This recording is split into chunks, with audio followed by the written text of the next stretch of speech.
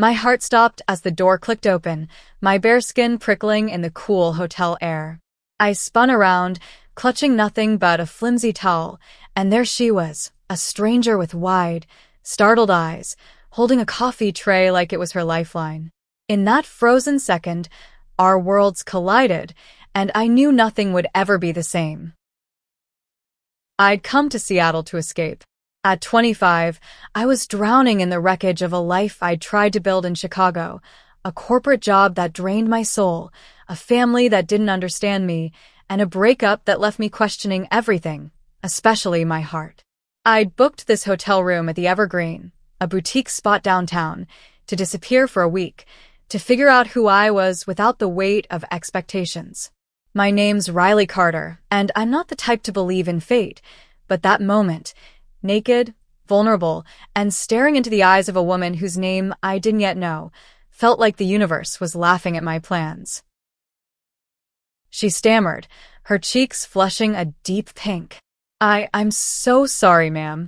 I knocked, I swear, I thought. Her voice was soft, with a faint Pacific Northwest lilt, and her name tag read Ellie. She couldn't have been older than 26, her dark blonde hair pulled into a messy bun, strands escaping like she'd been rushing all day. Her uniform was crisp, but her hands trembled slightly as she gripped the tray, her hazel eyes darting between me and the floor. "It's fine," I managed, my voice higher than usual as I yanked the towel tighter around me. "I just didn't hear you." My face burned, and I cursed myself for not locking the door. But there was something about her. Maybe the way her embarrassment mirrored mine, or the way her gaze lingered just a second too long, that made my pulse race for reasons beyond mortification. "I'll just leave this here," Ellie said, setting the tray on the desk with a clatter. She backed toward the door, but her eyes flicked up to meet mine again, and I saw it, a spark, a curiosity, something that made my breath catch. "I'm really sorry," she repeated, but she didn't move. "Not yet." "Don't worry about it," I said, softer now, my heart still hammering. It's not like I was doing anything scandalous. I tried to laugh, but it came out shaky. She smiled, a small, hesitant thing that lit up her face, and I felt a warmth spread through me that had nothing to do with the towel. "I'll, let you get back to whatever you were doing," she said, finally stepping back. But as she reached for the door, she paused, glancing at the tray. "If you need anything else, just call. I'm here all night." Her voice held a note of something, invitation maybe, and then she was gone, the door clicking shut behind her. I stood there, staring at the closed door, my mind racing. What the hell just happened? I'd come to Seattle to be alone, to rebuild, not to feel whatever this was. I shook my head, trying to dismiss the flutter in my chest, and grabbed my clothes from the bed. But as I dressed, my eyes kept drifting to the tray, to the coffee pot, and the neatly folded napkin beside it. Tucked under the napkin was a small note in hurried handwriting. "Sorry again. Coffee's on me, Ellie." I smiled despite myself, tracing my finger over her name. This was ridiculous. I didn't even know her, but something about that note, about her flustered sincerity, made me want to. I poured a cup of coffee, the steam curling up like a promise, and sat on the edge of the bed. Seattle was supposed to be my reset, my chance to figure out who I was after years of hiding my truth. I'd known I was attracted to women since I was a teenager, but I'd buried it under family expectations and a relationship with a man that never felt right.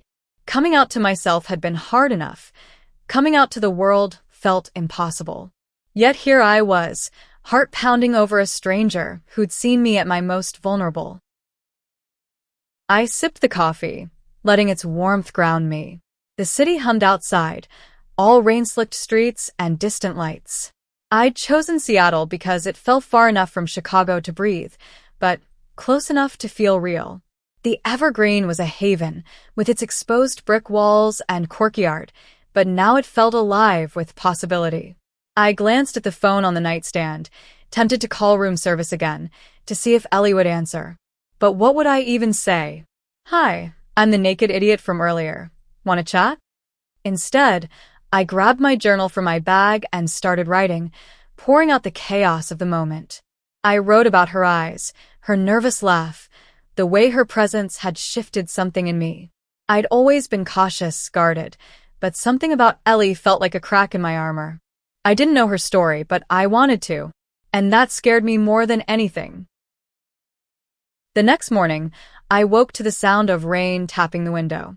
My dreams had been a jumble of hazel eyes and spilled coffee, and I groaned, rubbing my face. I needed to get a grip. I had a week to sort myself out, not to chase a fleeting moment. But as I got ready for the day, pulling on jeans and a sweater, I couldn't shake the feeling that I'd see her again. The hotel was small after all. Room service was inevitable.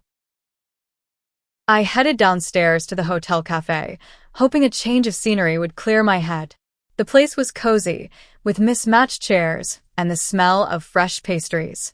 I ordered a latte and settled at a corner table, pretending to read a book while my mind wandered back to Ellie. Was she working now? Was she thinking about me? Or was I just another guest in her day? Mind if I clear this? A voice asked, pulling me from my thoughts. I looked up, and there she was, Ellie, holding a rag and a spray bottle, her uniform slightly wrinkled from what looked like a long shift. Her eyes widened when she recognized me, and that same flush crept up her neck. "Oh, hi," I said, my voice betraying my nerves. "Didn't expect to see you here." "I pick up shifts in the cafe sometimes," she said, wiping the table next to mine. "You, enjoying your stay?" Her tone was casual, but her eyes held mine, searching. "Yeah," I said, smiling. "It's been eventful." She laughed, a soft, genuine sound that made my stomach flip. I wanted to keep her talking, to learn more about her, but a guest at another table waved her over, and she gave me an apologetic look. "Duty calls," she said, but before she walked away, she added, "I'm here till 3 if you need more coffee. Or, anything." She flashed that same hesitant smile, and I was done for. I watched her go, my heart racing like I was a teenager with a crush. This wasn't part of the plan. I was supposed to be finding myself, not falling for a stranger. But as I sipped my latte, I realized I didn't care about the plan anymore. Something about Ellie felt like the start of something real, something I'd been running for my whole life. I just didn't know if I was brave enough to chase it. The rest of the day, I couldn't shake Ellie from my mind. Her smile lingered like a melody I couldn't stop humming, and every time I passed the cafe or the front desk, I found myself scanning for her. Seattle streets called me out to explore. Pike Place Market with its chaos of fish vendors and flower stalls, the waterfront with its salty air, but my thoughts kept circling back to her. By evening, I was back in my room, restless, the city's hum a faint pulse through the window. I didn't want to admit it, but I was hoping for another chance encounter. I ordered dinner through room service, my heart pounding as I dialed.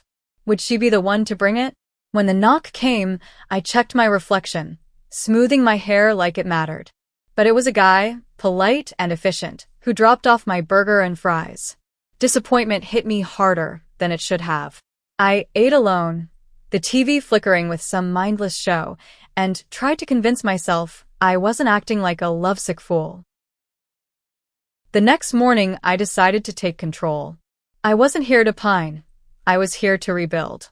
I'd planned to visit the Space Needle, to lose myself in the city's skyline, and maybe find some clarity. But as I grabbed my jacket, my phone buzzed with a hotel survey about my stay. At the bottom, it asked if I had any special requests. On impulse, I typed, "Tell Ellie the coffee was great." I hit send before I could overthink it, my cheeks burning. What was I doing? By noon, I was at the Space Needle, staring out at Seattle's sprawl, the gray clouds heavy with the promise of rain. I journaled in a nearby cafe, scribbling thoughts about freedom, about the weight of hiding who I was. Growing up in a small Illinois town, I'd learned early to keep my feelings for women locked away. My parents were kind but traditional, their love conditional on me fitting their mold. Coming out to them at 22 had been a disaster. tears, silence, and a lecture about phases. I'd moved to Chicago to start over, but even there, I'd played it safe, dating men to avoid the mess of being true to myself. Now, at 25, I was done pretending, but I didn't know how to start living authentically. Back at the hotel, I stopped by the cafe again, half hoping, half dreading I'd see her. And there she was, behind the counter this time, pouring a latte with practiced ease. Her hair was down today, framing her face in soft waves, and she looked tired but beautiful. When she saw me, her face lit up, and I felt that same spark from the first night. "Hey, you," she said, leaning on the counter. "Heard you like the coffee." Her tone was teasing, and I realized my survey message had reached her. I laughed, embarrassed but thrilled. Yeah, it was memorable. I hesitated, then took a leap. "I'm Riley, by the way." "Ellie," she said, though I already knew. "Nice to officially meet you, Riley."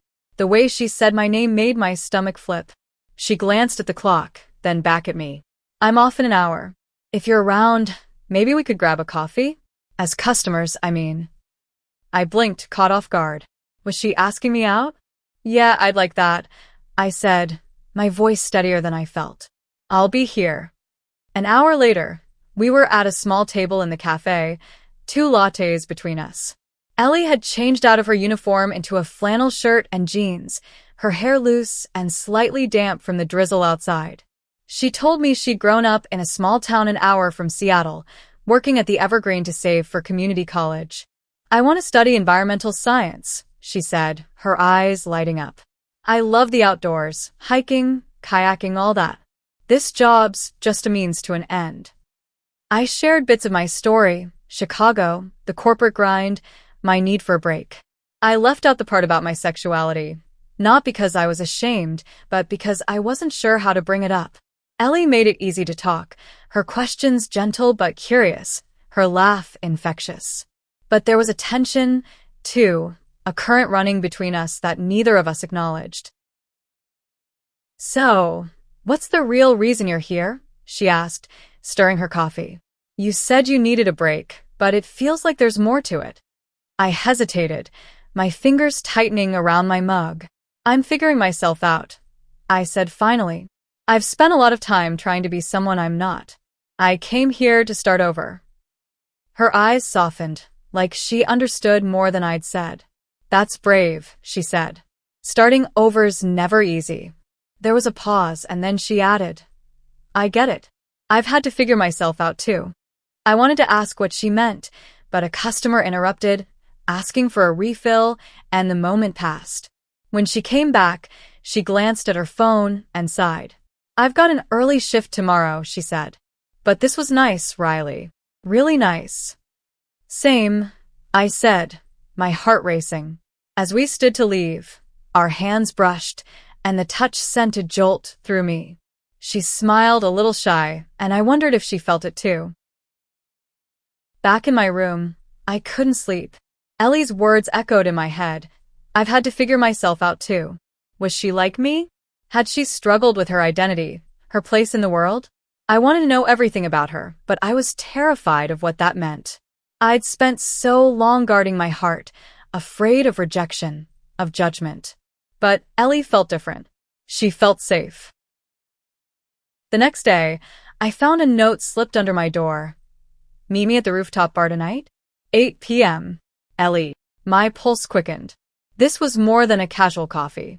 This was a step towards something real, something I wasn't sure I was ready for. But as I looked out at the city, the rain painting streaks on my window, I knew I couldn't say no. The rooftop bar at the Evergreen was a hidden gem, all string lights and potted plants, with a view of Seattle's skyline that made my breath catch. I arrived early, my nerves buzzing as I smoothed my dress, a simple black one I'd packed on a whim. At exactly 8, Ellie appeared, her flannel swapped for a navy sweater that made her hazel eyes glow. She smiled, and I forgot how to breathe. "You look nice," she said, settling into the chair across from me. The bar was quiet, Just a few other guests murmuring over cocktails, and the air smelled of rain and cedar. "Thanks," I said, my voice catching. "You too." I ordered a glass of wine. She got a beer, and we fell into conversation like we'd known each other forever. She told me about her favorite hiking trails, about the time she got lost in the Olympic National Forest, and laughed it off like it was nothing. I told her about my childhood dream of being an artist, how I'd traded it for a practical career that left me empty. "You should paint again," she said, leaning forward. "You light up when you talk about it." I blushed, and used to someone seeing me so clearly. "Maybe," I said. "It's been a while." The truth was, I hadn't picked up a brush since college, since I'd started molding myself into the daughter my parents wanted. But with Ellie, I felt a flicker of that old passion, like she was waking something in me. As the night went on, the conversation turned personal. She told me about her family, her mom, a nurse who worked too much, and her dad, who'd left when she was a kid. "I came out to my mom when I was 19, she said, her voice quiet but steady. "I told her I liked girls. She didn't take it well at first, but she's trying now." My heart skipped. She was out. She was like me. I swallowed, my mouth dry. "I haven't told many people," I admitted. "I mean, I know I might like women, but I've only said it out loud to myself." She reached across the table, her hand brushing mine. "That's a big step," she said softly. "Saying it to yourself. It's where it starts." Her touch lingered, and I didn't pull away. The city sparkled below us, and for the first time in years, I felt seen. Not judged, not fixed, just seen. We stayed until the bar closed, talking about everything and nothing, music, dreams, the way the rain made Seattle feel alive. When we finally stood to leave, she walked me to the elevator, her shoulder brushing mine. "Thanks for tonight," I said, my voice barely above a whisper. "Anytime," she replied, her eyes holding mine. The elevator dinged, and I stepped inside, my heart pounding.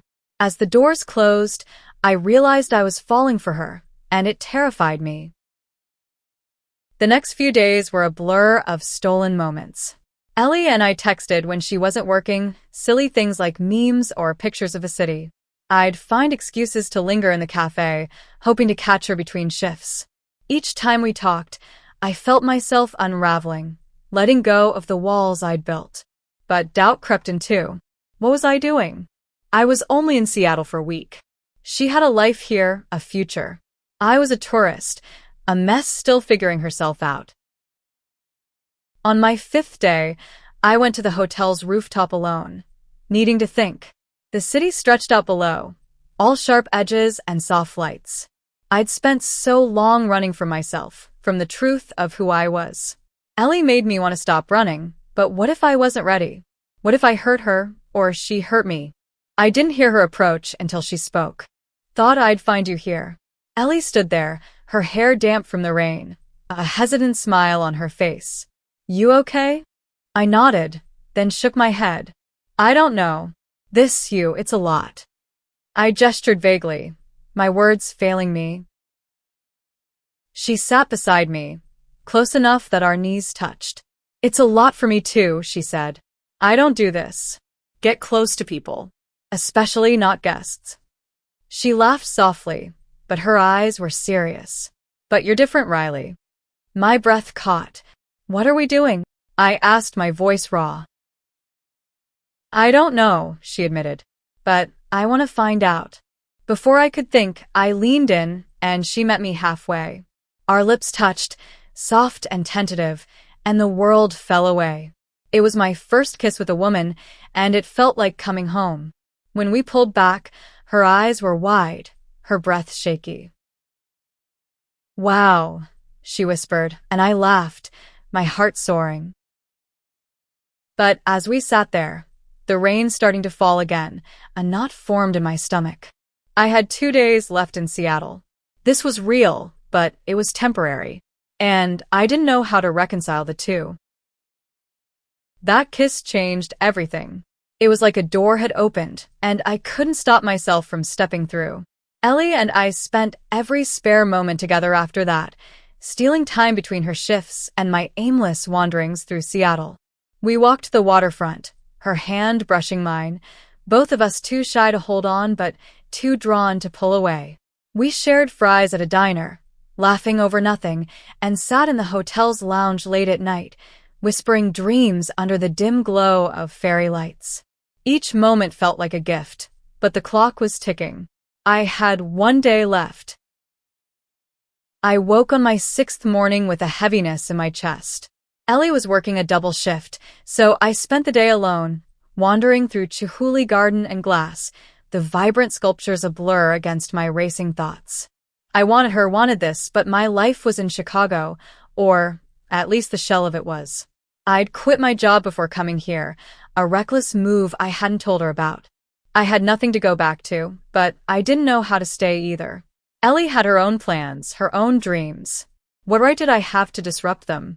That night, we met at the rooftop again. The rain had stopped, leaving the air crisp and the stars faintly visible. Ellie looked tired, her eyes shadowed, but she smiled when she saw me. "Missed you today," she said, pulling me into a hug. Her warmth grounded me, but it also made the ache worse. "Missed you too," I said, my voice muffled against her shoulder. We sat, her hand finding mine, and for a while, we just watched the city. But the silence felt heavy, like we both knew what was coming. "You're leaving tomorrow," she said finally, her voice soft but steady. I nodded, my throat tight. "Yeah." She looked at me, her eyes searching. "What happens then?" I wanted to say something brave, something certain, but all I had was the truth. "I don't know, Ellie. I want to keep this, us, but I'm a mess. I don't even know where I'm going next." She squeezed my hand. "You're not a mess. You're figuring it out. That's not the same thing." I laughed, but it was shaky. "You make it sound so easy." "It's not," she said, "but it's worth it." She paused, then added, "I've been where you are, Riley. Scared to be myself, scared to want what I want. I spent years hiding, dating guys because it was easier. But when I finally admitted I was a lesbian, it was like I could breathe." Her words hit me hard. I'd been holding my breath for years, afraid to exhale. "I want that," I whispered. "I want to be brave like you." "You already are," she said, her thumb brushing over my knuckles. "You're here, aren't you?" We kissed again, slower this time, and it felt like a promise. But promises were fragile, and I was leaving in the morning. When we pulled back, I saw the same fear in her eyes that I felt in my chest. Neither of us knew how to make this work. "Let's not think about tomorrow," she said suddenly. "Let's just be here. Now." So we did. We stayed on the rooftop until the bar closed, talking, laughing, stealing kisses under the stars. She told me about her dream of working for a conservation nonprofit, about the cabin she wanted to build someday in the mountains. I told her about the paintings I used to make, vibrant abstracts that felt like my soul on canvas. For those hours, we were infinite, untethered from time or distance. But morning came too fast. I packed my suitcase, my heart heavy as I folded clothes I'd worn with her. Ellie had an early shift, but she'd promised to stop by before I left. When the knock came, I opened the door to find her standing there, her eyes red like she hadn't slept. "Hey," she said, stepping inside. She handed me a small package wrapped in brown paper. "Don't open it till you're on the plane, okay?" I nodded, my throat too tight to speak. I wanted to tell her everything, how she'd changed me, how she'd made me feel alive, but all I could manage was, "I'm gonna miss you." She hugged me, fierce and tight. "Me too," she whispered. And then she was gone, leaving me with the package and a heart full of ache. At the airport, I unwrapped the package. Inside was a small sketchbook filled with pencil drawings of Seattle, Pike Place, the waterfront, the rooftop bar. On the last page was a note. "For Riley, who's braver than she knows. Keep painting. Ellie." Tears blurred my vision as I traced her words. I didn't know what came next, but I knew I couldn't go back to who I'd been. The plane ride back to Chicago was a blur of clouds and regret. I clutched Ellie's sketchbook, flipping through her drawings, each one a piece of her I couldn't let go. Her note echoed in my mind. Keep painting. It was more than a suggestion. It was a challenge, a call to be the person I'd buried for years. But as the plane docked, the rest of this file was cut off. Would you like me to continue writing the story or provide a different response based on the available content?